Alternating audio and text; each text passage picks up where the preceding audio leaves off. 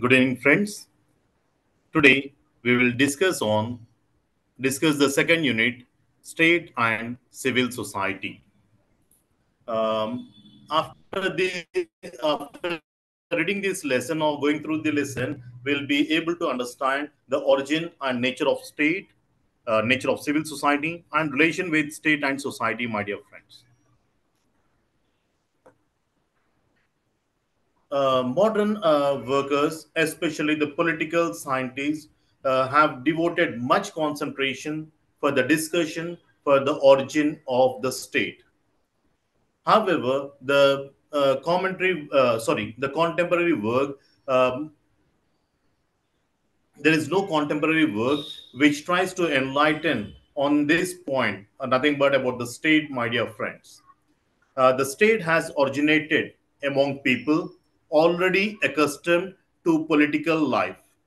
We have only the uncertain light of legends and mythology, which helps us to visualize the circumstances under which men, for the first time, associated themselves into the political organization.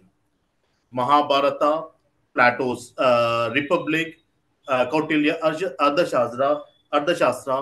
These are some of the literature part which has talked about the origin of the state.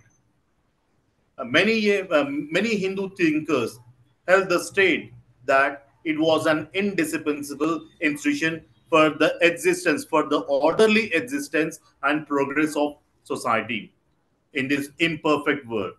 They said that during the historic times, the world or the society is not perfect. People are not well educated. People are not well accustomed to each other. They are not in a position to understand each other, cooperate with each other. So, in those conditions, they thought that it is necessary for us to have a state so that it helps the people to come together, work together, so that the individuals are going to progress and even the society is going to prosper, my dear friends.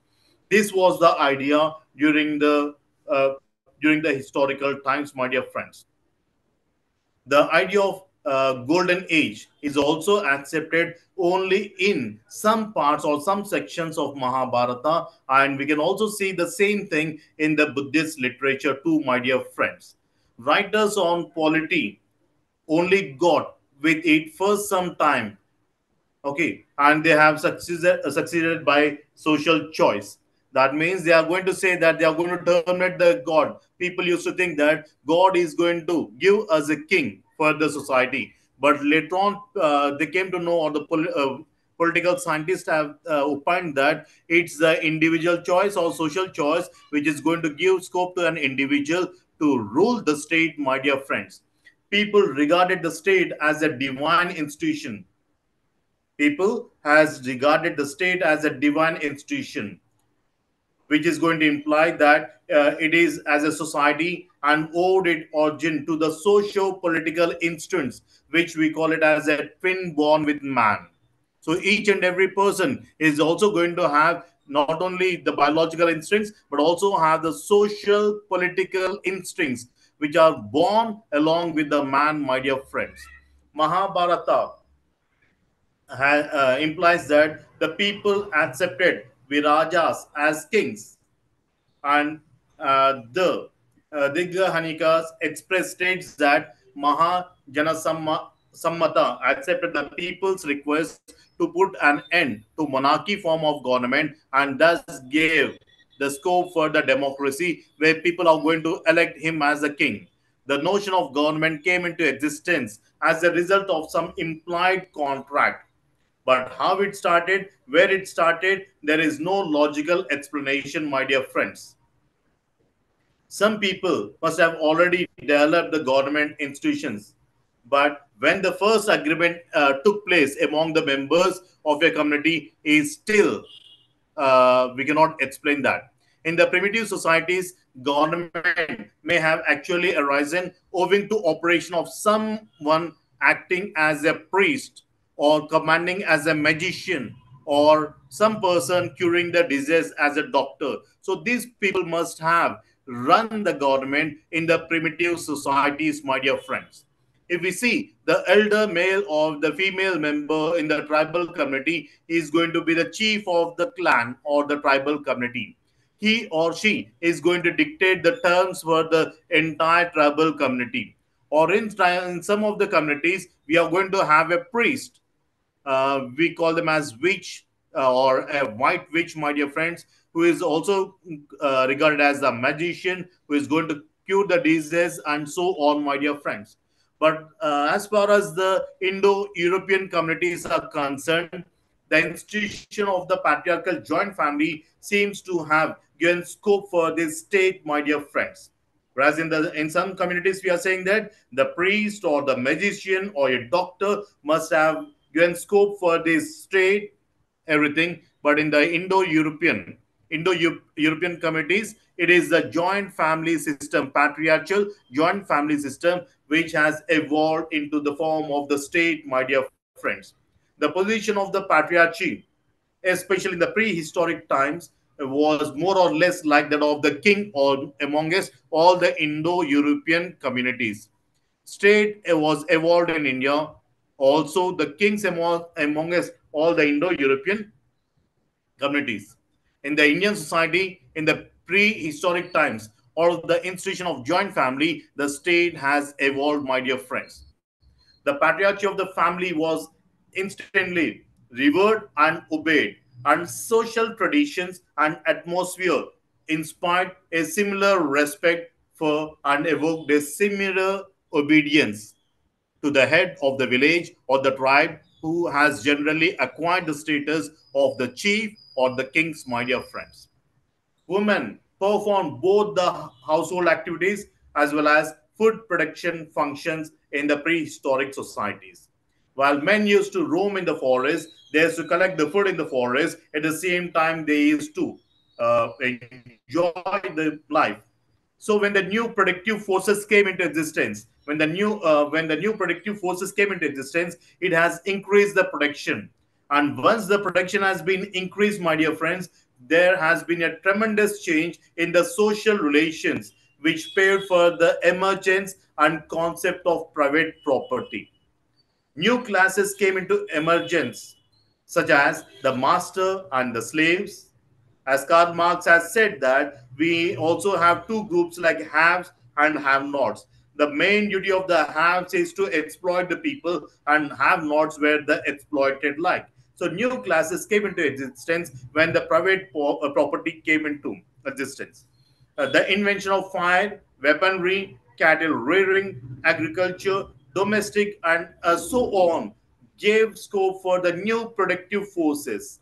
So once this came, there was a necessity, or there was a need, or there was an increasing demand for the labor.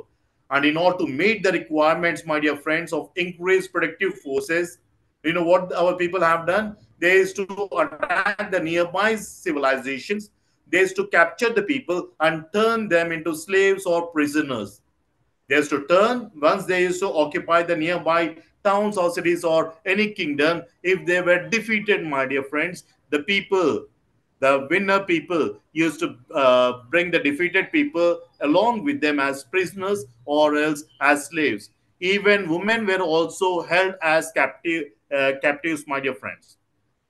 During the course of history, uh, there was an idea of stable life, regulation of male female relations. The origin of family had relegated that woman into secondary position, confirming her to domestic labor. Men used to enjoy all the power, men used to enjoy all the power, whereas the female, they were given least importance, my dear friends. According to the division of labor, hello, according to the division of labor, my dear friends, within the family, at that time, it was the man's part to obtain food and the instruments of labor necessary for it. That means the duty of the man is to go outside, collect the food or produce the food, and he was the instrument of labor.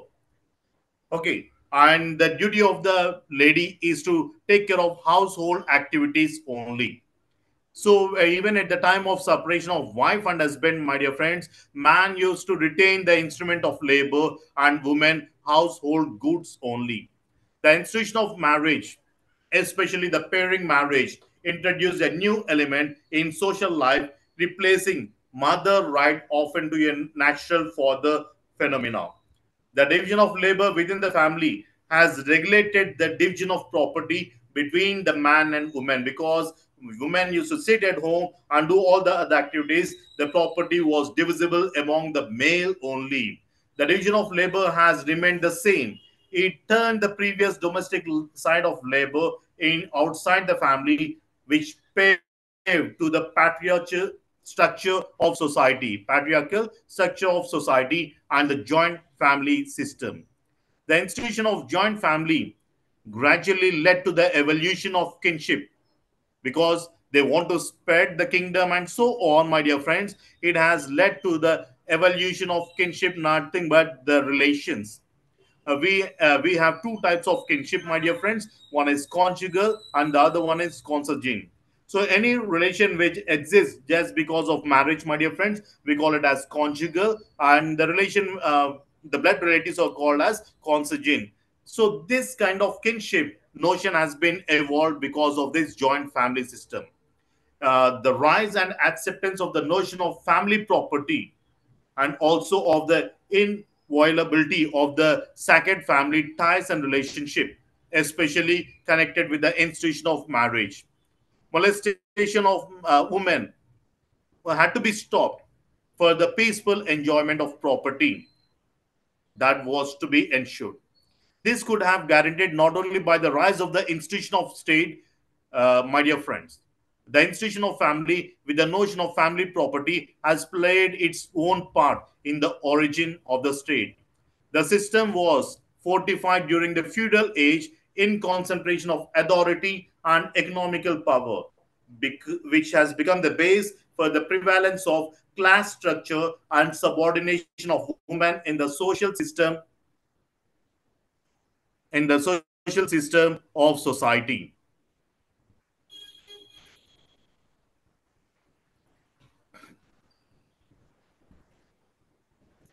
Exploitation has become the primary concern at the time of feudalism, and women were the worst sufferers in all respects at that time. So when capitalists came, it although improved the status of dominant class women to some extent, but the dependent class women have become the secondary citizens at that time. Regarding the state as a beneficent institution evolved in prehistoric times for the efficient protection of human life, and for the betterment to the higher ideals. Moving to the presence of anti-social elements, that danda or force became the ultimate sanction of government. So because we said our main duty is to improve the uh, protection of human life, sorry, our duty is to protect the human life, ensure that there is realization of higher ideals, but there will be some people who go against the system. So in order to control the anti-social elements, they thought that force must be the ultimate sanction of the government. However, however, the Indian thinkers do not desire that danda should make its appearance every now and then. They said that the state has an ideal one where it exercises is rendered almost unnecessarily by willingness of the people to accept the scheme of the rightness life by the code, which is going to govern the humanity of God, my dear friends, govern the humanity of God. So they said that we need to have right schemes, we need to have the moral and ethical values, which the code of conduct, which is going to govern the human behavior, my dear friends. Modern writers has divided the function of state into two categories. One is the constituent, and the other one is ministrant. When we talk about the constant functions of the state, my dear friends, these are like absolute, which are necessary for the orderly organization of society. In that, we have defense against foreign aggression, protection of persons and property, preservation of peace and order and adjustment. So these are the functions of the constant. These are the constant functions of the state, my dear friends. Its main duty is to protect the people, their belongingness, and our duty is to preserve the peace, maintain law and order. All these are the constant functions. Whereas whenever we talk about ministrant functions of the state, my dear friends, it undertakes to promote the welfare activities for the people, because each and every person may not be in a position to satisfy the requirements. The main duty of the state is to look after the welfare provisions for its people. At the same time, its duty is to increase the individual's wealth by cooperative effort. Without cooperation, my dear friends, without cooperation, people cannot work effectively and satisfy their requirements. So it is the duty of the state. It is the ministrant function of the state to ensure that people cooperate with each other and they work effectively. So our duty is to ensure that. At the same time, it's the duty of the state is to add amenities like postal service, trade regulation, putting on roads and communication, development of mines and forests, and so on. The main duty is to provide amenities so that people can use that amenities for the growth of the economical conditions of the individual as well as the state, my dear friends, because indirectly it is going to contribute to the state also. So these are the two functions of the state, my dear friends. One is constituent and the other one is ministrant functions. In the so-called modern societies, my dear friends, the duty of the state has given much importance to the ministrant functions because it allows the people to use their potential to the uh, maximum, my dear friends. There is a lot of available evidence that during the long time, the state in the ancient India, um, like of the Mauryan and the Guptas, have used the constant functions, whereas the so-called modern societies are going for the ministrant functions. Now let us discuss about the subordination of women, my dear friends. Subordination of women. Actually, when the means of production, women lost along the means of production, lost their communal identity. Because in the olden days, my dear friends, women used to produce agriculture production and they used to do the household production, which used to give a little bit importance or which used to provide certain status along with the means of production. Once they have lost, because alternative methodology came into existence or mechanism came which tried to increase the production, my dear friends, or the production has been shifted from household or cottage industry to that of the large scale industries, women, all their position or the status also has deteriorated, my dear friends. We can also see that in the narratives or the text of Buddhist canon and that of the Mahabharata. The text of Puranas and Dharma Shastras have classified men and women to be two distinct classes and equated. They have said that women and men are two distinct classes, my dear friends, and they have equated women as Shudras or equivalent to Shudras. Women are considered as the man's private property and was symbolized as the agent of low legal status and a ritual contempt, my dear friends. Though the status of the woman is decreasing, it was continued even in the compensatory gesture to suit to the changing conditions. It also refers to the dualistic character of the Indian society, where we can see there was a vast gulf between the status of women during the Vedic early period to that of the 19th century. So you can see a drastic change or the gap between the Vedic period and that of the modern societies till the 19th century. We have few reform movements which gave impetus for the elevation of the status of women. If we see Raja Ramohan Rai, William Bentinck, and so on. There are plenty of social reform movements which has took place in the Indian society, which has encouraged women education, equal rights for women. Even the Britishers during the 1820s, like till 1856, they have brought n number of policies or rules and regulations which also try to elevate the position of women. Like we try to ban sati system, we have encouraged widow marriages, special marriage act came into existence, child marriage reform act came into existence. Likewise, the Britishers and even in the so-called independent country, we have n number of reform movements which tries to help the people to increase the status of women. Even the religious teachings has also gave scope for the improvement in the status of women. Now let us discuss about the nature and characteristics of civil society. Remember, civil society existed even before we are born. Society gives content, direction, and meaning to our lives, and we, in turn, in countless ways, reshape the society. The society is going to give direction, meaning to our lives, and in turn, based on our understanding, based on the knowledge, my dear friends, we're also going to reshape or transform the society. We are going to reshape and transform the society as per our understanding, my dear friends. The society is a complex, okay, is dynamic. Society is dynamic, remember, it goes on changing. And even the people in this complex society, in this dynamic society, they go on interacting with the individuals and the society, so that we are going to partner with each other, so that the society can prevail and prosper, my dear friends. Without society, remember that without society, none of us can survive. Without society, none of us can survive. For example, if parents are going to simply leave the infant, then, my dear friends, the infant will be the prey to the wild animals, or else the infant will be simply put to death. So the infant requires care and protection of the people.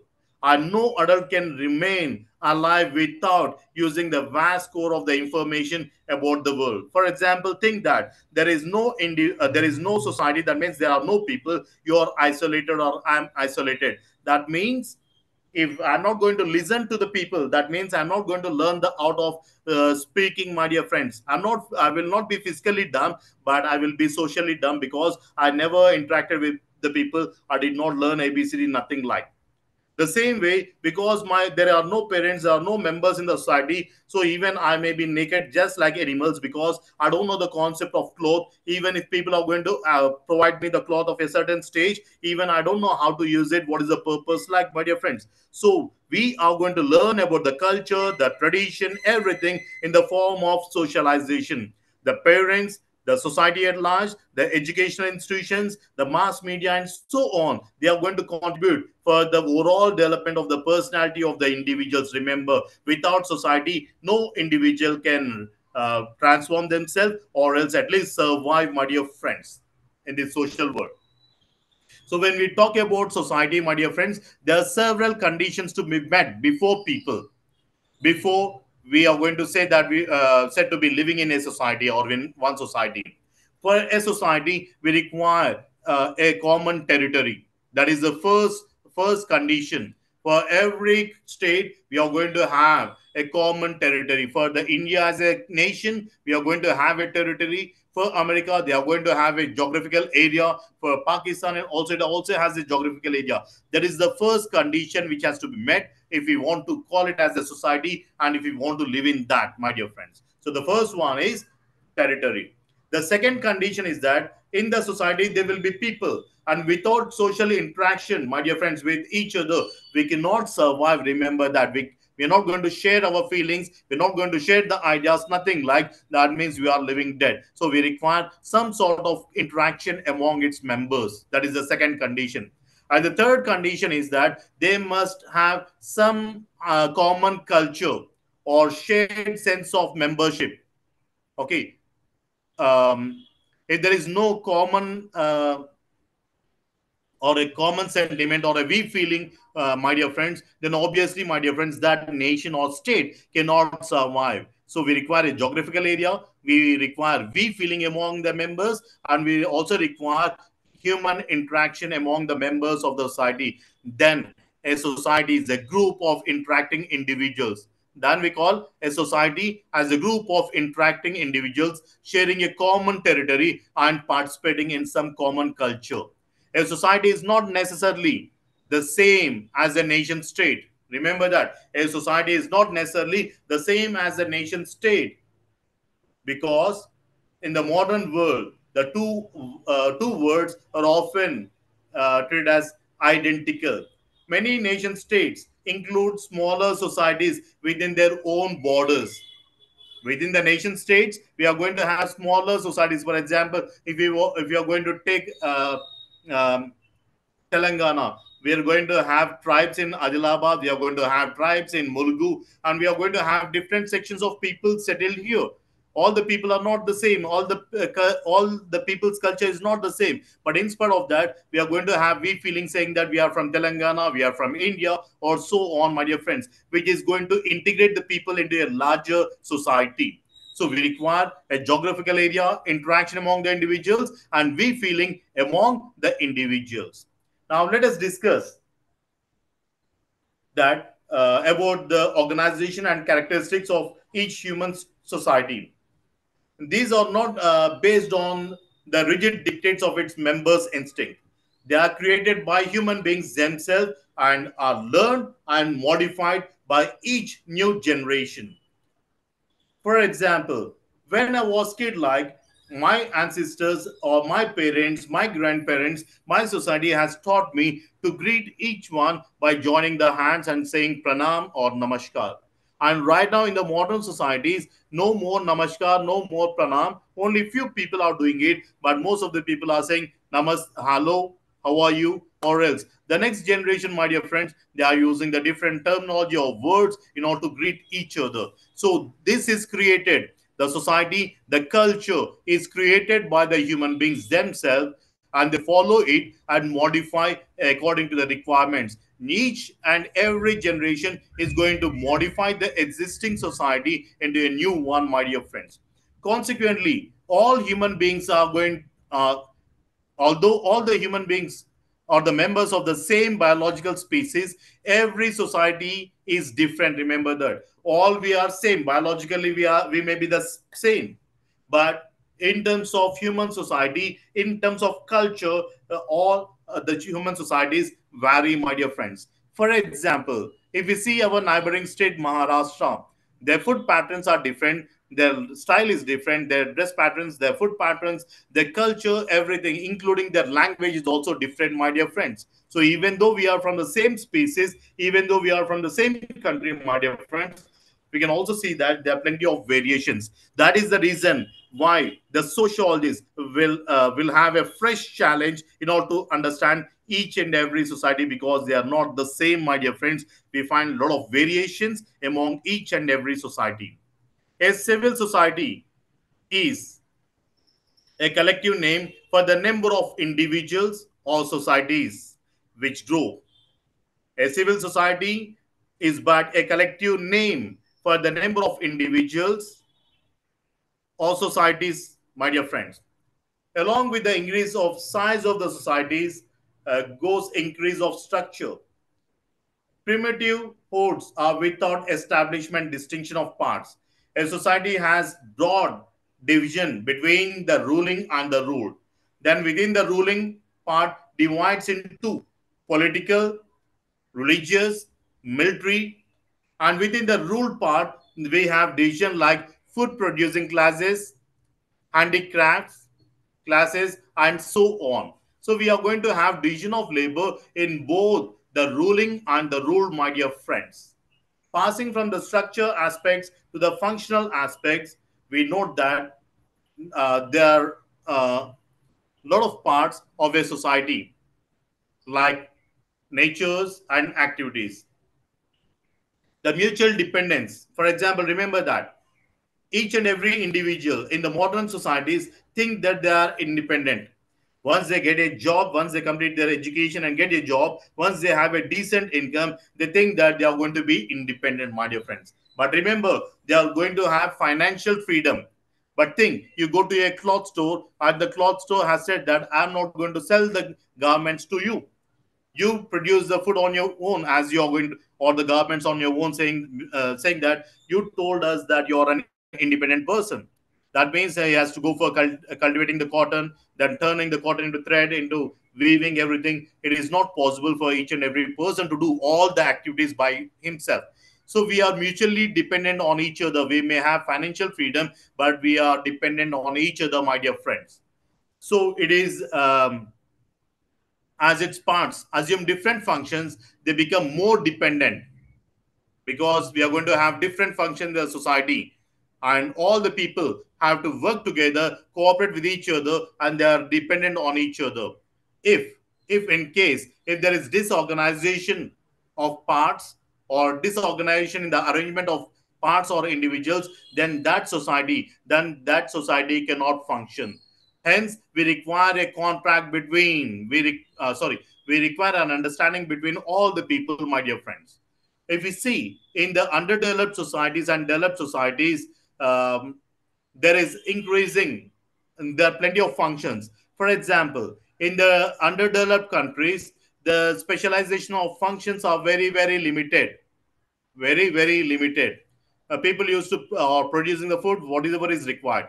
But in the so-called developed societies, there is more specialization of functions, with an increasing inability in each part to perform the functions of the other parts.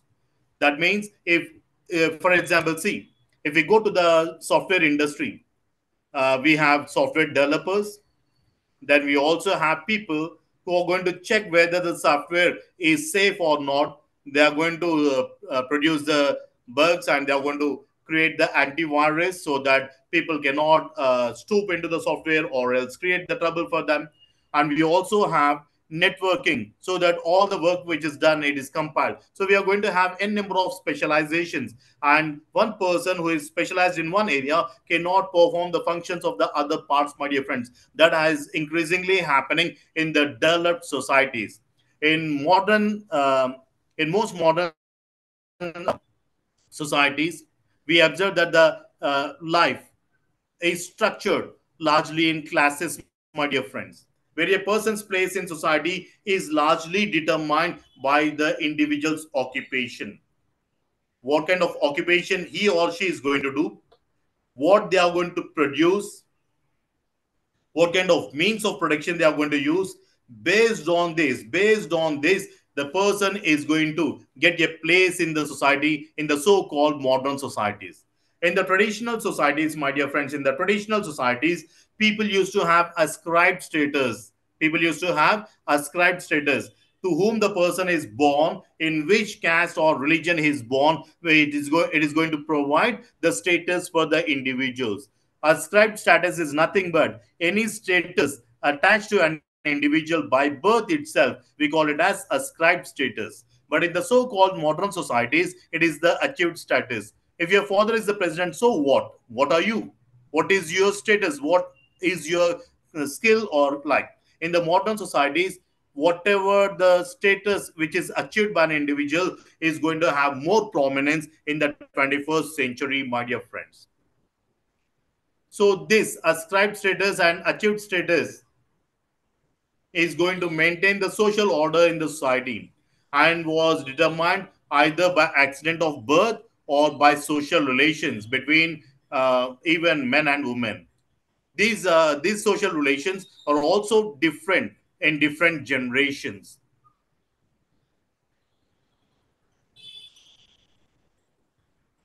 Changes in the predominant social activities being metamorphosis, where the military type has not elaborated into so rigid a form as to prevent a change. The industrial societies or systems have arisen. There come mitigation of the coercive restraints characterizing the military type and weakening of its structures. So, in the so-called societies, when industrial revolution took place, we started giving much importance to the material culture in the society, because it is going to lead to the economical development of the society, and which is also going to equate the position of women, my dear friends. Jaiswal contended that society in the Rig Vedic period was still predominant during the pastoral and nomadic life. It did not produce enough surplus. That's the reason why the position of the women was better. But once the surplus has been increased, once subordinate methods came, at the time the situation of the women has become very, very weaker, my dear friends. The decline of the women's status can be mentioned during the period of Manusmriti, during the period of 500 BC to that of 1800 AD, my dear friends. Now let us discuss about the relation between the state and the society. Human societies are essentially heterogeneous, and they're not homogeneous, they're heterogeneous. Remember, different section of people, different cultures, different patterns, but they are going to stay together. We have unity in spite of diversity with different ambitions and aspirations. And the intermediate state is attained because the requirement of uniformity is very strong among some of the individuals. Among some of the individuals. The average is found in each individual, but in the group comprising them all, the people, that the number of individuals in whom the requirement of uniformity is stronger than the average requisite of the intermediate state in which the society is situated, my dear friends. So, if in each and every society we have different sections of people with different mindsets, some people wants to bring common rules so that there will be uniformity in our patterns, which brings to unity and solidarity among the members. State in the ancient India was regarded as the center of society, and the chief instrument was to look after the welfare of the people. It was permitted to have a wide sphere of activities like giving liberty to the individuals. Uh, the state used to discharge multifarious functions, um, may not be through its own bureaucracy, but by through various agencies. It was the presence of anti-social elements that force becomes the ultimate sanction of the government at the ancient and modern life. In the so-called modern societies, my dear friends, our main intention was not to punish the people, but to transform them, my dear friends. So our duty is to create more policies or more understanding into the society so that we design and help the people to lead a peaceful and happy life. Kautilya and Manu held that the state was not a loose assemblage of parts, each having its own interest, but it is characterized by an organic unity. They have said that Manu and Kautilya have said that all the parts are going to be united just like an organic unity. Just like in our body, if all the organs are not intact, if I'm going to keep my eyes side, ears is side by detaching it, will they function? No. The same way they said that all the parts which are there, they are characterized as an organic unity, and its main intention is to bring or maintain peace, law and order, security, and provide justice for all the individuals. This is the fundamental aim of the state. Peace, order, security, and justice are regarded as the fundamental aims of the state, my dear friends. The king was the upholder of the law and order. He was to punish the wicked and help the virtuous. Religion was to be promoted, morality was to be encouraged, and education was to be patronized. The state, however, was to secure not only the moral but also the material well being of all the individuals or the citizens or the members of the state. All round welfare of the public was regarded as the chief aim of the state during the Vedic period. The state promoted dharma. Dharma is nothing but the rightness or the right action. The inclusion of the promotion of dharma among the aims of the state has given rise to the considerable misunderstanding in the modern times. It exalts brahmanas and reduces the Shudras. In the so-called in the society, Brahmins have attained the highest status, whereas the Shudras have got the least position. And we also have the practice of untouchability and so on. So in the so-called modern societies, people started questioning or misunderstanding the word or the concept of Shudra, sorry, Dharma.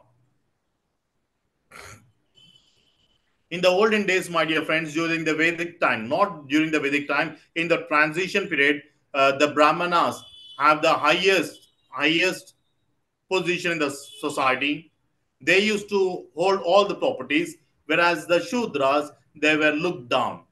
And especially, my dear friends, the Brahmins used to dictate the terms for the society, and they also has the right to punish the people. This has happened. The historical evidence also confirms that during the Vedic age, not only the Shudras, but even the other people also used to face the problem. In the Vedic age, the upper caste people or the upper class people, among them, even women have enjoyed the considerable freedom and enjoyed the opportunities on par with the men, my dear friends. Women as primarily protectors, were highly respected as partners in economical activity, played a significant role in decision making, especially among the upper caste or like. But among the Shudras, they have been suppressed. The Vedic woman, being grown up and educated, has a voice in each and every arena of life, including selection of husband, having children, about having marriages, arranged or love marriages, or including widow remarriages, my dear friends. However, the society depicted by Kautilya permits levitate and remarriages of widows and also post puberty marriages and divorces. Kautilya also talked about remarriages, late marriages and divorce. This was the state of affairs of Mauryan age. Ardhashastra and Megasthenes refers to the female bodyguards of the king and to his habit of shampooing and so on. Even today, in the modern periods during colonial, even in the colonial countries like Colonel Gaddafi, the president of Libya, is guarded by 12 female bodyguards. Further, he advises around 10,000 women in Libya to join the army.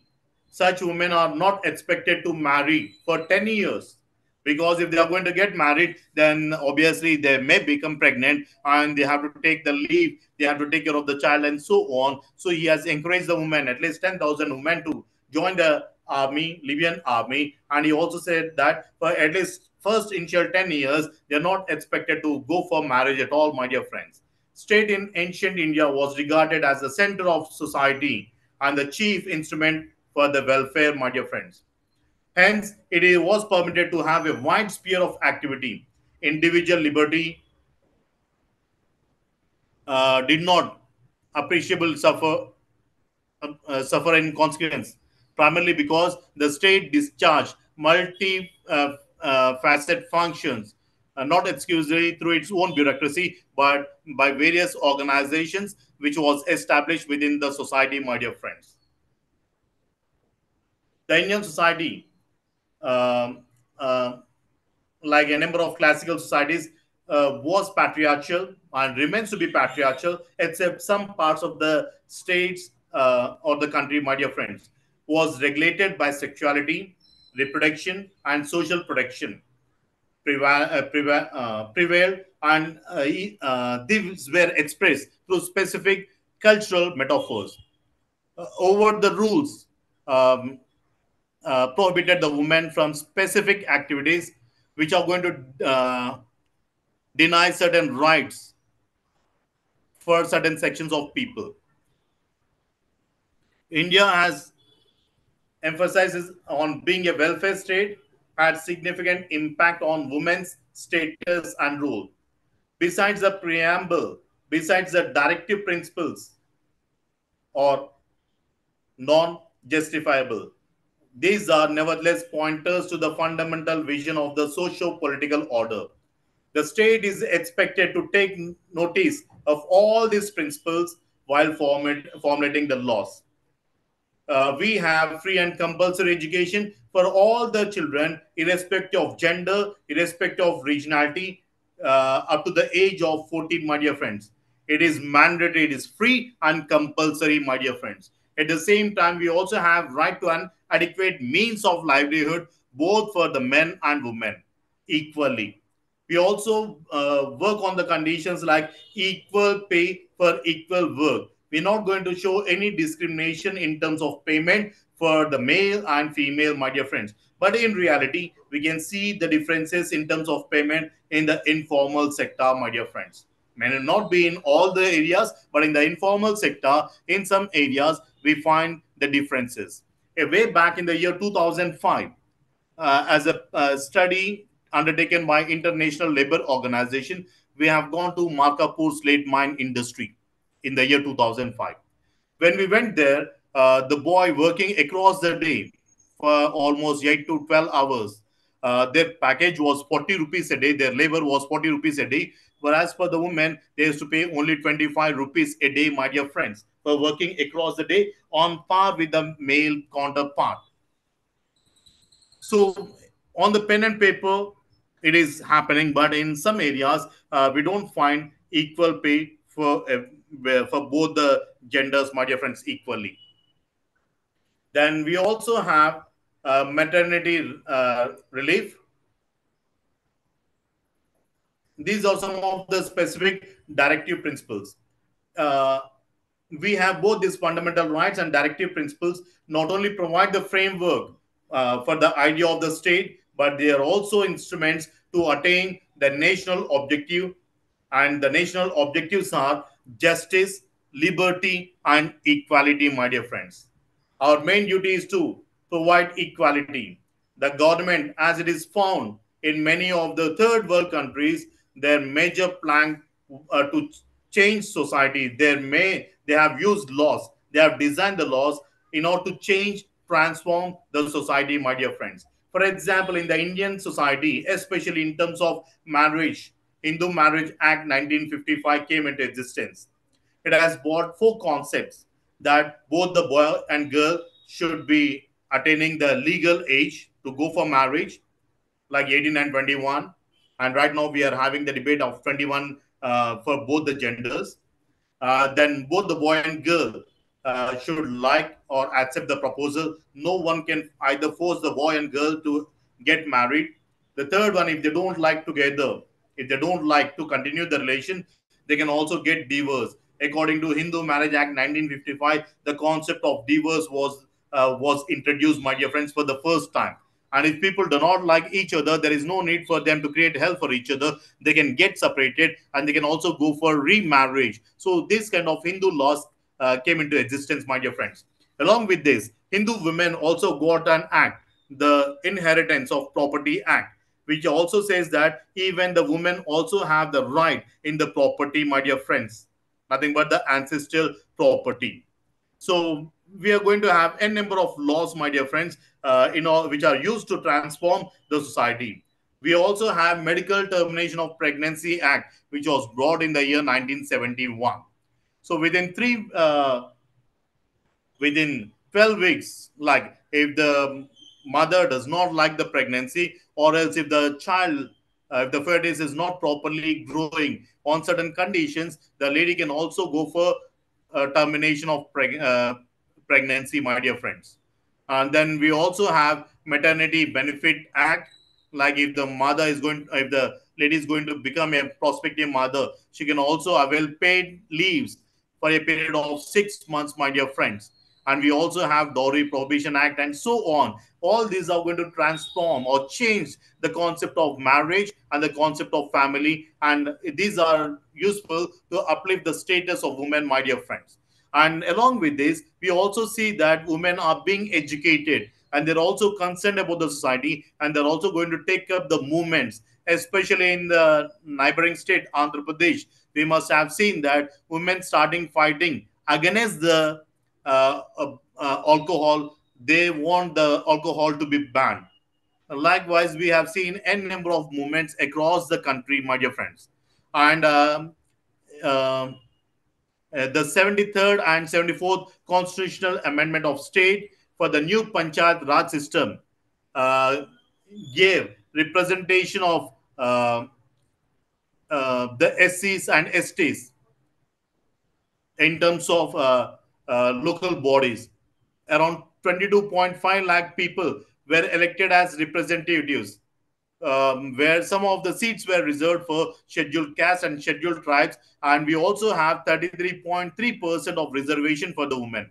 And in the recent government, they also said that they are going to provide this 33% of reservation for women even in the parliament, my dear friends, even in Lok Sabha. And they said that by the coming next elections, they are going to introduce this 33.3% reservation for women, not only in the local bodies, my dear friends, even at the other political line. A woman should get her due share in the society and should not be confined to routine household work. For that, our duty is to empower the woman. Our duty is to provide educational opportunities so that even she can also gain knowledge, she can also have higher ambitions, and our duty is to support them so that they can do a job of their choice. Our main duty is to empower women economically, politically, psychologically, so that they can take the decisions on their own. The present demand of the women is for the provision of increased and equal opportunities, not only at home, but in each and every walks of life. We're also going to see that in order to encourage, in order to show the women power, even in defense, my dear friends. In the recent republic, we have a complete contingent of female soldiers march fasting in Delhi, my dear friends.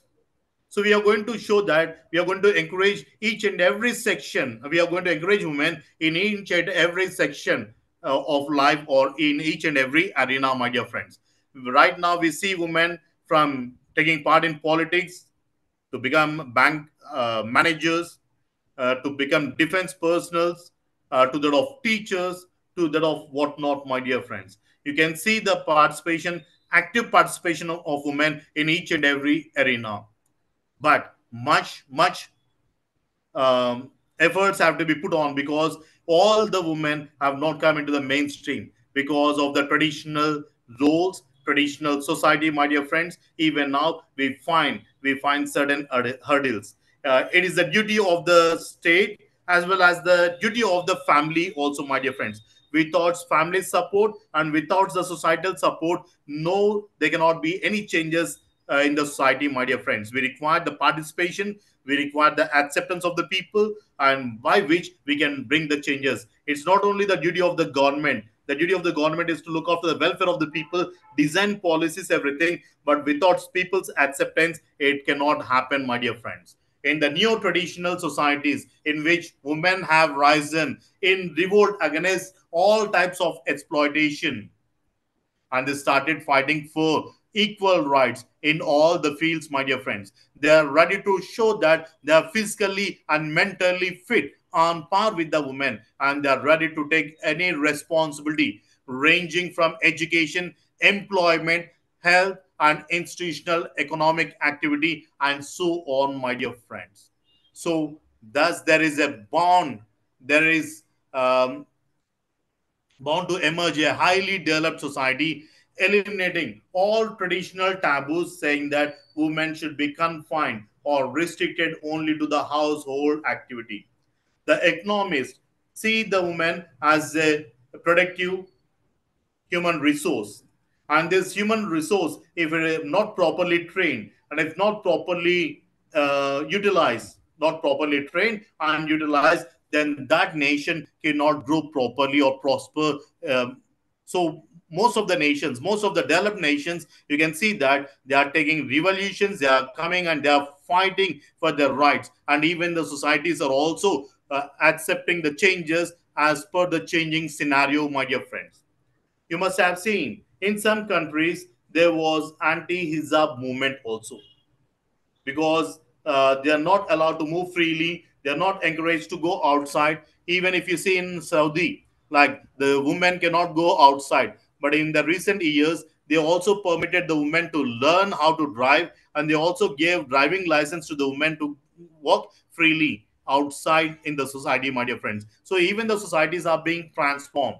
So if you're going to use the women as a human resource, and if you're going to train them and utilize them properly, then the family as well as the society at large will transform and prosper, my dear friends, which was not available in the primitive societies. In the primitive societies, women did not get the opportunity or freedom of life. They were treated as subordinate. But in the so-called modern societies, it has been changed, and our perception has to go beyond and see them as a potential human resource, my dear friends. So the people who are there in the civil societies are going to support women in all the arenas, so that new laws comes, people will be encouraged to take up new tasks in the society.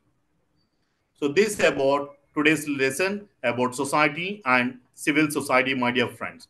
And this about the status of women, which was being changed from the primitive societies to that of the Vedic literature society, Vedic society, and to that of modern societies.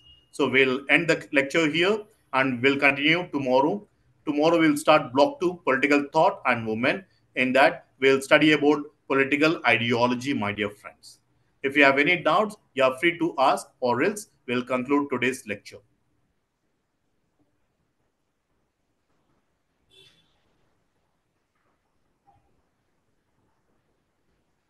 Okay, guys, today we'll leave the lecture. Have a nice day.